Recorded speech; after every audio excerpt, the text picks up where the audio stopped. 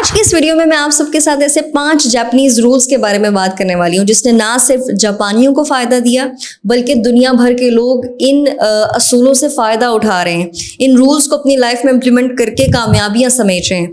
تو وہ ایسے کون سے 5 اصول ہیں, ان پر ہم آج بات کریں گے. اچھا, جو فرسٹ جاپنیز رول ہے دیٹ از اکیگائی. اکیگائی کا مطلب یہ ہے جینے کی وجہ ہونا. اس کا مطلب یہ ہے کہ ایک انسان کا زندگی میں مقصد ہونا چاہیے, جس مقصد کے تحت وہ اپنی زندگی کو جیے, اپنی زندگی کو بہترین انداز سے بسر کرے اور کامیاب کرے.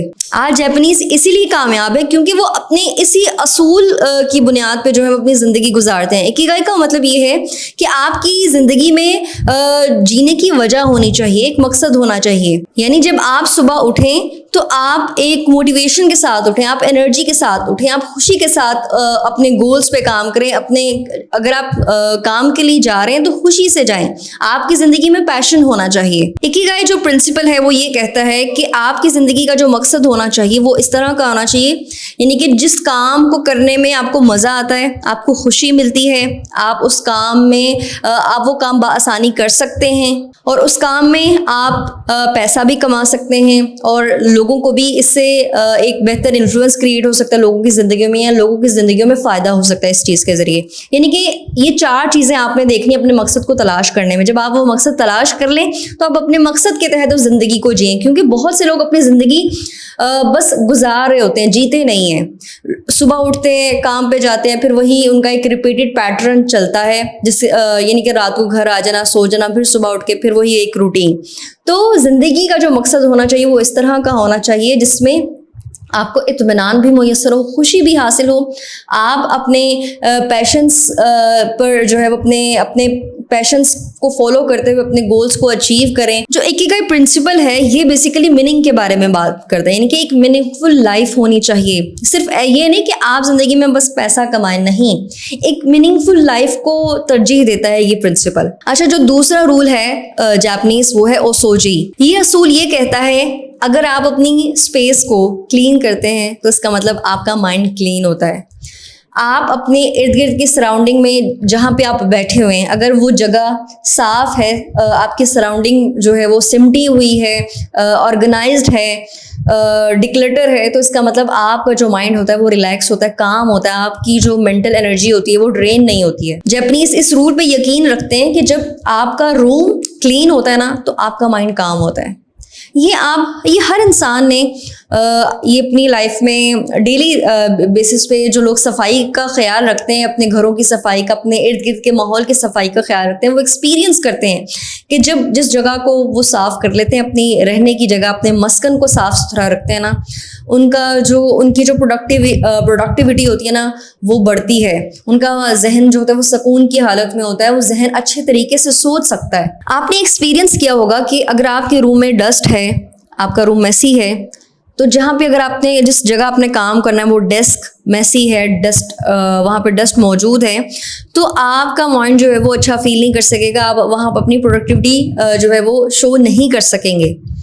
تو ضروری یہ ہے کہ آپ اس اصول کو اپنی لائف میں اپنائیں, اپنے ارد گرد کے ماحول کو صاف رکھیں. آپ جب بھی روم میں انٹر ہوں صرف 2 منٹ دیں اس جگہ کو, یا 1 منٹ دیں اس جگہ کو صاف کرنے میں, ٹھیک ہے. یعنی کہ ایک چھوٹا سا میں اپنی لائف میں ایک پرنسپل خود سے جو میں نے ایڈ کیا ہوا ہے کہ جب بھی میں اپنے روم میں انٹر ہوتی ہوں, ظاہر ہے دن کے مختلف حصے میں آپ روم میں انٹر ہوتے ہیں, روم سے باہر بھی جاتے ہیں, روم میں انٹر بھی, آپ روم میں انٹر ہو, اگر آپ کو کوئی میس نظر آئے تو آپ 1 منٹ دیں فٹافٹ اس میس کو, یا 1 منٹ بھی نہ دیں, کچھ سیکنڈ دیں, چیزیں اگر ڈس آرگنائز ہیں تو انہیں آرگنائز کر دیں.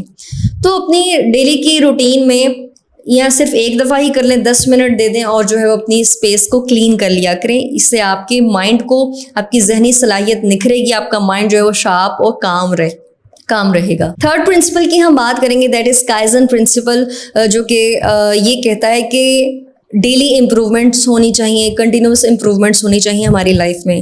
یعنی کہ جو جاپانی لوگ ہیں وہ اس بات پہ یقین رکھتے ہیں کہ کامیابی اچانک نہیں آتی, اوور نائٹ نہیں آتی, یہ صدیوں کی ریاضت سے آتی ہے. یعنی کہ آپ نے روزانہ کی بنیاد پہ صرف آپ 1% امپروومنٹ کرنا شروع کر دیں گے نا اپنے مختلف ایریاز آف لائف میں, چاہے وہ کوئی اچھی ہیبٹس डेवलप करने पर हो, चाहे वो आपके गोल्स को अचीव करने में, आप अपनी लाइफ में कोई भी गोल अचीव करना चाहते हैं, आप डेली बेसिस पे उसे 1% आप इम्प्रूव करना शुरू कर देंगे, आप जो है कामयाबी की तरफ बढ़ते चले जाएंगे। बेसिकली आपने डेली प्रोग्रेस करनी है, डेली आपने बेबी स्टेप लेने हैं कामयाबी की सीढ़ी पर चढ़ने के लिए, कामयाबी की परवान को तय करने के लिए। अच्छा, फोर्थ प्रिंसिपल की हम बात करेंगे, दैट इज शिकितागा नाई। इसका मतलब ये है accept what you can't control, यानी कि जो आपके कंट्रोल से बाहर है ना, जो चीज़, जो मामलात आपके इख्तियार से बाहर है, जिन मामलात को आप कंट्रोल नहीं कर सकते, उसको फुली एम्ब्रेस करें, उसको एक्सेप्ट करें। बाज़ औक़ात हमारी लाइफ में कुछ चीज़ें अनप्रेडिक्टेबल भी हो जाती हैं, कुछ अनएक्सपेक्टेड हो जाती हैं,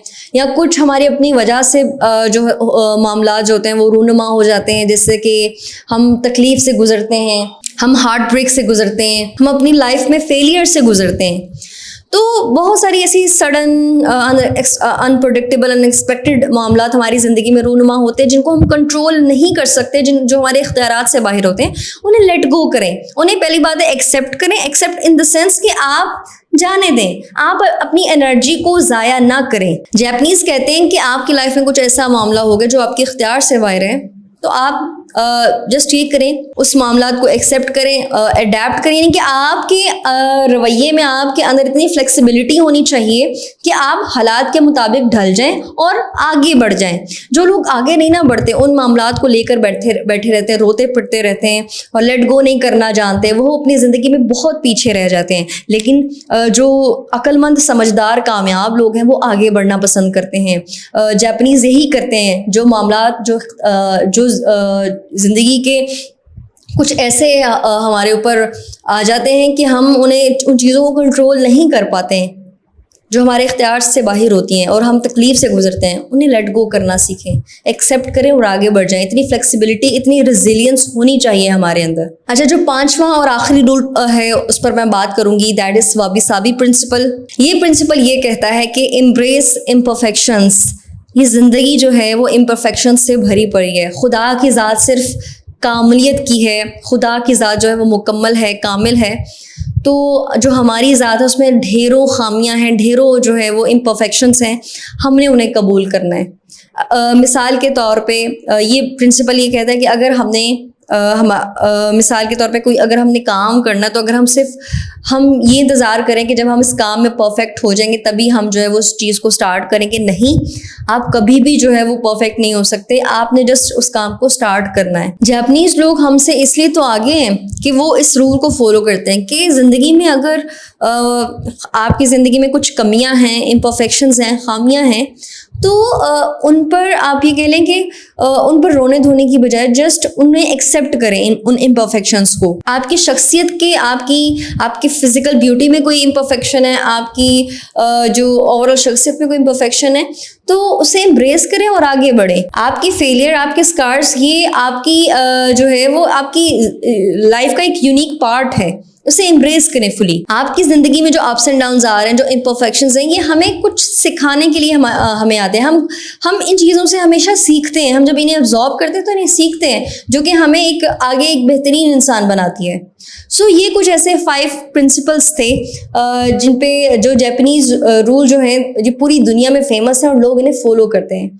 सो इंशाल्लाह मिलते हैं नेक्स्ट वीडियो में।